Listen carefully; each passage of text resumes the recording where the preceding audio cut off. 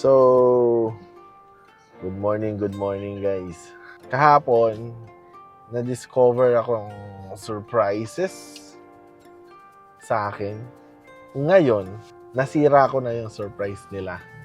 So ngayon, ako naman ang magsusurprise sa kanila. Isa may maitim na naman akong balak. Yun nga, may maitim na naman akong binabalak ngayon. Sila naman ang isa-surprise natin.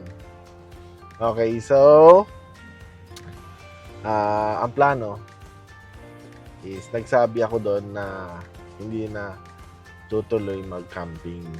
Kasi sabi ko parang wag na kasi gastos, ganyan. So out of budget. So disappointed lahat. Tapos sabi ko kain na lang sa Tagaytay. So, hindi pa sila nagre-reply, pero pinagpe-prepare ko na sila. Sabi ko, mag-prepare na kayo, magtatagaytay tayo. Pero, ang maitim na balak doon is tutuloy tayong mag-camping. Pero, minimal na lang yung gamit na dadalhin. Yung mga importante lang talaga. Kasi, mahirap, mahirap magdala ng sobrang daming gamit kasi madami kami. Hindi ka kasya sa isang sasakyan. So, ang twist doon is, pupunta sila ng camping. Wala silang dalang gamit. Nakapang Tagaytay outfit sila. Naka-ano pa na jacket. Mahirap na naka-jacket pa sila kasi malamig sa Tagaytay. Pero pupunta talaga sa camping. So wala na silang magagawa. Okay, so abangan nyo yung maitim na planong yan. Kung ano yung magiging reaction nila mamaya. Sigurado, dadagsain na naman ako ng mura. Kasi lahat hindi prepare. Wala akong sinabihan sa kanila na tutuloy mag-camping. Sabi ko, prepare kayo, magtatagaytay, kakain na lang. Okay, so, abangan nyo magiging reaction nila. Sama daw si Kuya sa akin. Okay. So, nagdadrama si Mukbang. Di daw siya sasama. Kasi masakit daw yung... Napagalitan kasi siya sa edit. Kaya siya matamlay. So, Sino tinawag mo si Tito Mark? si Mukbang. Wow! So, kaya nagdadrama. Hindi daw siya sasama. Masakit daw yung paa. Mag-i-edit daw siya. Si Mukbang. Kasi, si Mukbang. Kasi di ba napagalitan siya kanina sa edit? Napagalitan kasi siya sa edit kanina. Di ba? Ah, di! Ilagay mo muna dyan. Dito ka muna. Kasi ipapatong yun sa baba.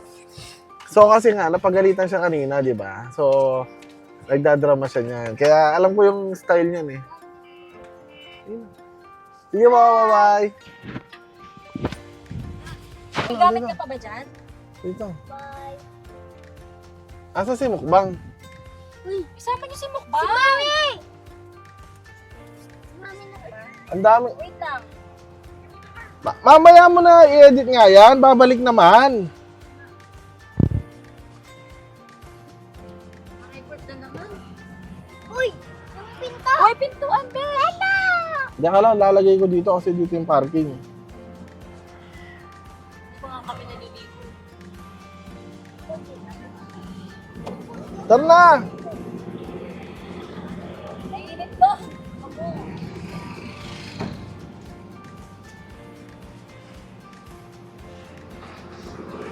Kailangan ko ng photographer sa ano ko eh. Sa camping eh. Sa camping yata. Sinabi ko magbihis lang. Sabi lang. Oh, teka lang. Wait lang. Kalma lang. Ikot. Sinabi ko magbihis lang. Ako na, nahimik ka na. Nagdala kayong damit. Okay lang kayo. Naka-sleeper. Si Mukbang. Si Mukbang ganyan lang naman. Hindi naman nagdalang gamit si Mukbang eh. Wala, iniwan niya. Hindi ka na natin siya doon. Iniwan niya. Ang mahirap doon. Ang mahirap doon. Nagdala pa ng ano talaga. Damit, toothbrush. Eh, balik ka kaya nga ang bigat-bigat natin. Eh, daming dala eh. Kaya tayo mabigat kasi may bigat. Oo, pinadali ko to. Opo. Tingnan nyo naman kami nga, walang dala. Ayun, dami yung dala. Bakit? Sabagay, kayo naman nasisigipan dyan sa middle, ano? Hindi, maluwag sa amin. Oo, hindi.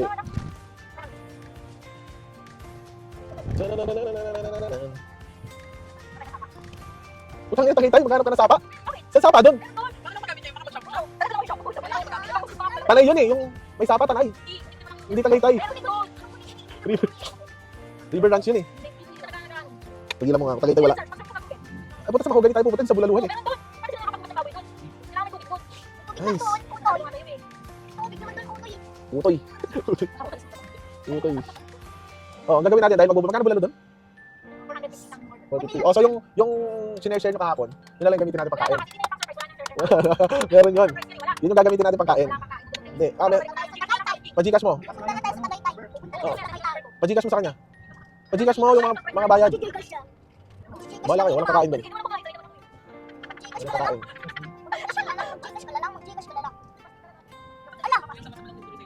Bang! Ayos ka lang? Ayos lang, Bang. Ako hindi ako ayos, hindi ako nakakain. Ha? Hindi ako nakakain. Malapit na tayo sa Tagaytay. Pero ako hindi ako nakakain. Ha? Wala na. Huwag ka may stress, Bang. Okay lang yan. Hindi mo na nadala yung gamit mo. Tapos na, wala na. Ha? Wala na, Tagaytay ko na sa akin. Magkano ka na lang? Sa... Mag-brief ka na lang. Tsaka wala sa... Sanay ka naman dali, di ba? Di ba sumasaya ka naman naka-brief? Wala kayo. Sa... Dati?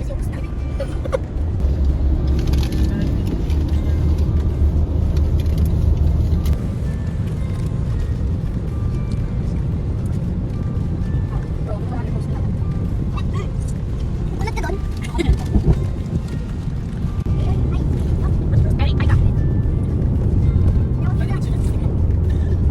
Ano gawin? Oh. Ay, toy.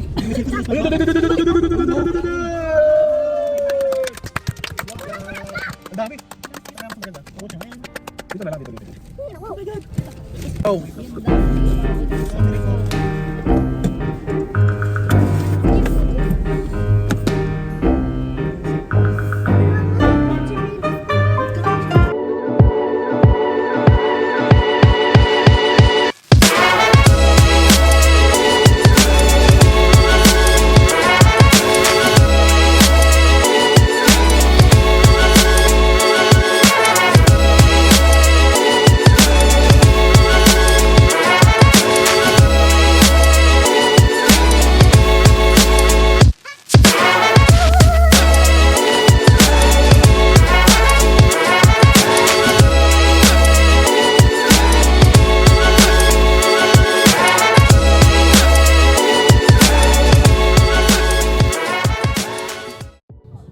So, hi! We're back. Dito kami ulit sa San Francisco Beach Camp. Okay. So, solong-solo natin yung campsite, guys. Woo! Masarap mag-camping. Ang presko. My God.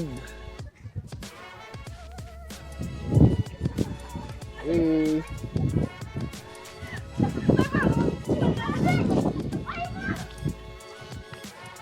So, kamusta yung Tagaytay? Kamusta yung Tagaytay? Kamusta yung Tagaytay? Ay, may mga tao pa din dun, oh. Paano tayo mamimingwit?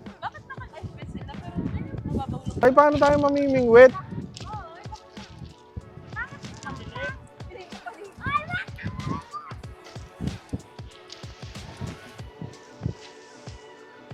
Day, set up muna tayo dun. Set up muna.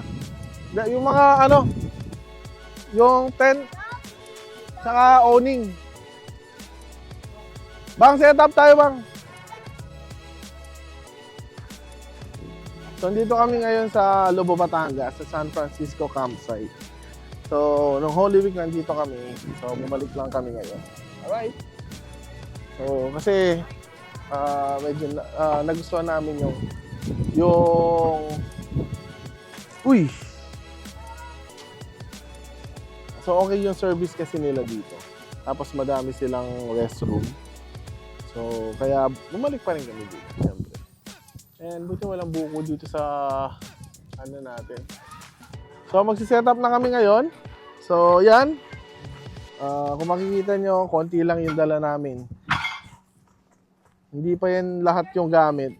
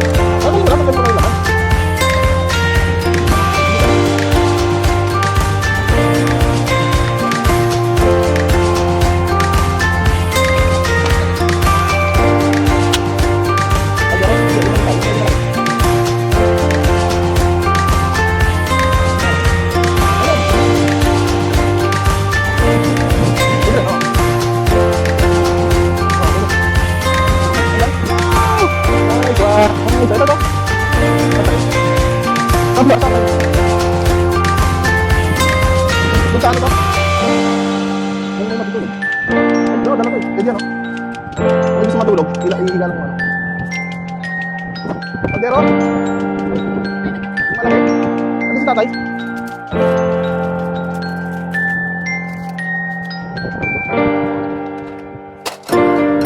Sabi ko ba?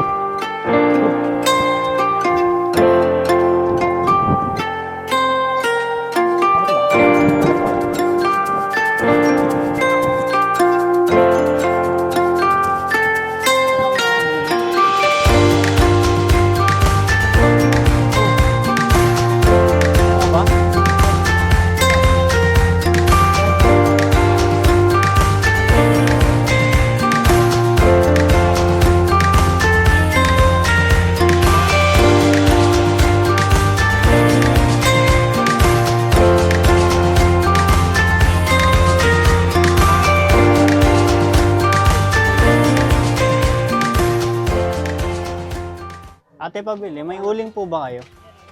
Magkano po? Isa nga po. Ano? Ang binili mo?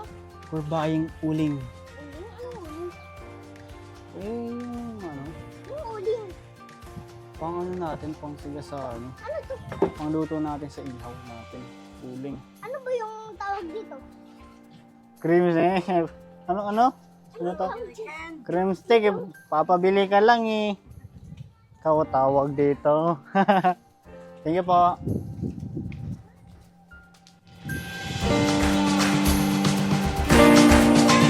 Okay, pa.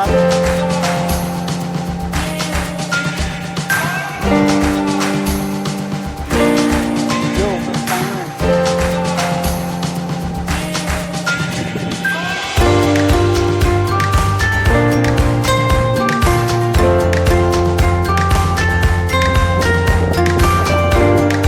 Konti lang naman yung langaw.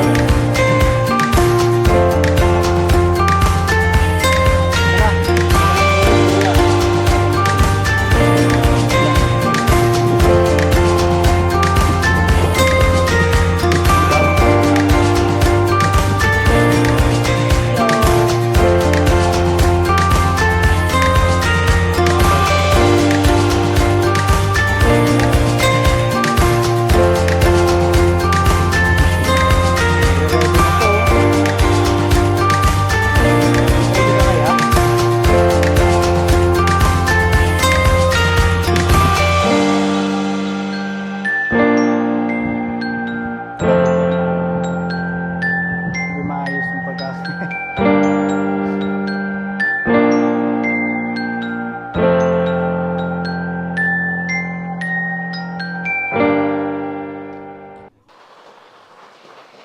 So guys, nandito pa rin kami sa Lobo. Grabe. Hey! So, inabutan kami ng ulan. Ilang beses na ako nag-camp dito pero ngayon lang ako naranasan tong ganito kalakas na ulan. Kung alam nyo lang kanina guys, umiinom kami din sa may likod na sasakyan. Bigla humangin ng malakas. Tinumba tong tent kasi nakalimutan kong dalhin yung mga pako na malalaki. So yung mga dala kong pako ngayon, yung mga maliliit lang na free sa mga tent. So kanina tumumba tong tent eh. Lakas ng hangin. So ngayon, sana hindi na lumakas ng todo yung ulan. Dito ako sa tent, no? Naging pabigat ako ng tent kasi kanina walang laman. So, kaya nataob siya ng hangin. Ayan, kung maririnig nyo, kumukulog ngayon. So, dyan lang gumaganda yung camping natin. Mararanasan natin yan eh. Hindi natin yan maiiwasan lalo sa mga campsite na tabing dagat. So, madalas talaga umuulan sa mga ganyan lugar. So, sana lang wag lumakas ng todo yung ulan. Kasi bukas, uwi na din naman kami bukas eh. ine-enjoy nila yung ulan. So, naliligo pa din sila. Naliligo sila sa ulan. Ako kasi nakaligo na kaya ayoko na mabasa.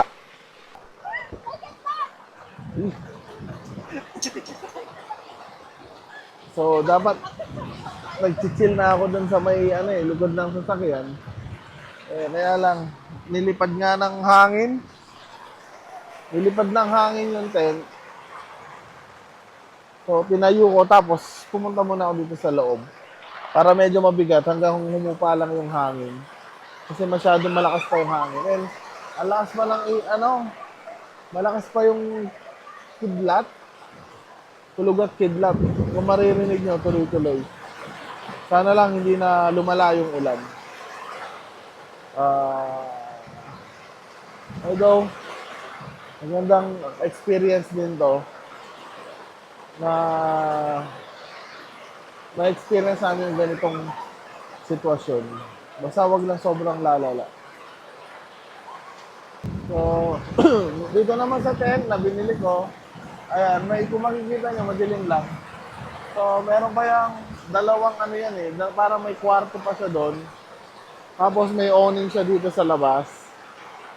Okay naman. So, quality naman siya. Hindi naman pumapasok yung hindi naman pumapasok yung ulan. Unless na lang siguro sobrang lakas ng hangin. Pero buti na lang talaga. Hindi papunta dito yung hangin, hindi papasok sa atin. So, malaking tulong din itong mga puno ng buko. Uy!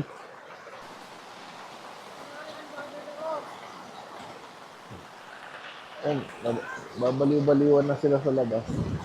Natigil tuloy yung pag-inom. Okay, so medyo tumila na yung ulan. Kung mapapansin nyo din nila, medyo lumiwanag na. So kanina kasi sobrang dilim talaga.